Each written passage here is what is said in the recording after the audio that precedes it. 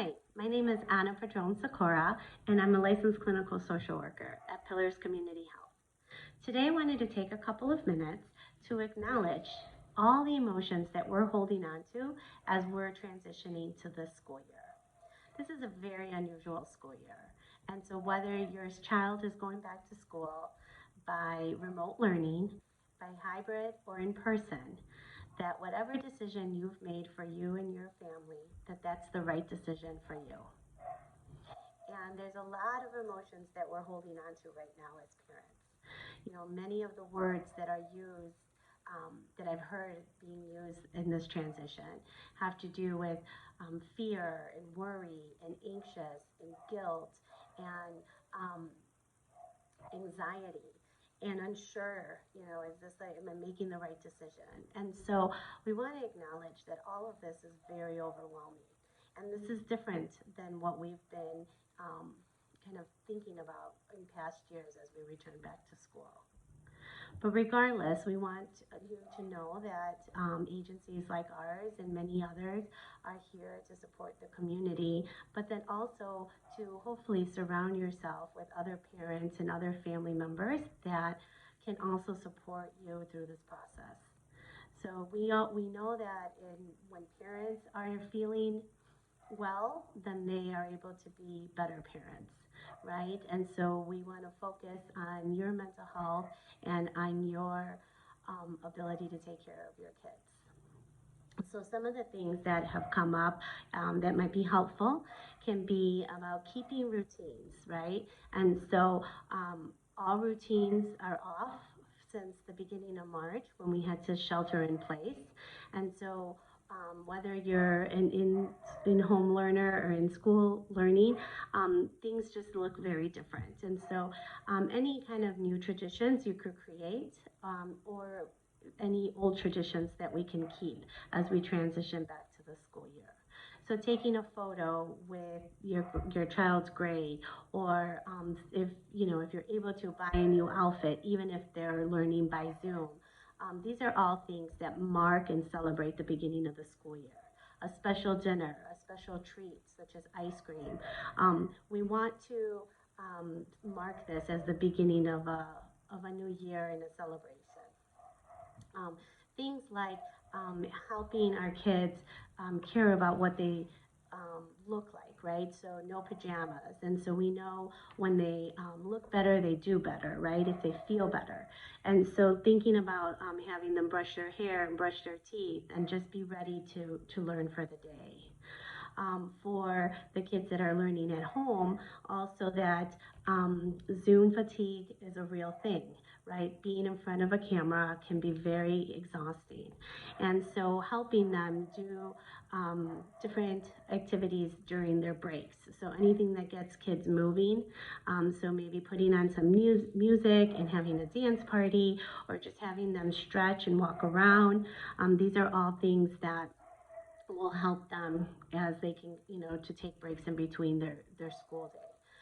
We also know that the space we learn or we work in is very important. We want it to be as conducive to learning as possible. So things that matter are like maybe the colors or maybe some inspiration. So we want to make sure they have some clean, productive space to work in. And so there's lots of great ideas online, but thinking about what is helpful for your kids to have. So for some kids, they may need to have a fidget toy, something they can play with while they're listening to their lesson. For other kids, it might be like a special kind of chair to help them and support them so that their back isn't bothering them. So these are things to be thinking about, especially if we're going to be remote learning for a while. Also, when we think about what our kids are going through day to day, also just checking in with them about the different work and how stressful it could be. And so we can't ask the same level of questions, or we can't read body language over Zoom the same way. And so we might have to help our kids really reach out to teachers and have them really support them in a different way. When we think about food and what we put into our bodies and how to stay healthy. And so any kind of healthy snacks that you can leave out. Some folks really have to plan lunch and dinner, especially if parents are working and needing to have that schedule. So we've had where some parents have made even if the kids are learning from home, making lunch in their lunch bags ahead of time, so then they could have easily, grab their lunch and take care of that during the day. And so again, thinking about preparing meals and having healthy snacks available. We also know that even with as much as we are adapting to the current situation, that change is always happening, right? And we live in very fluid times.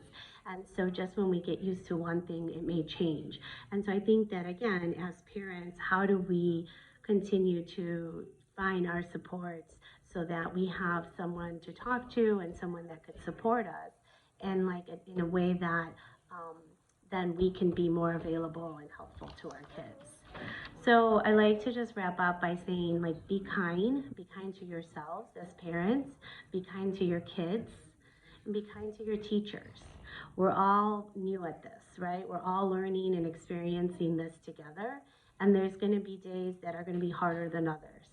But what I do know is that we're stronger than we think.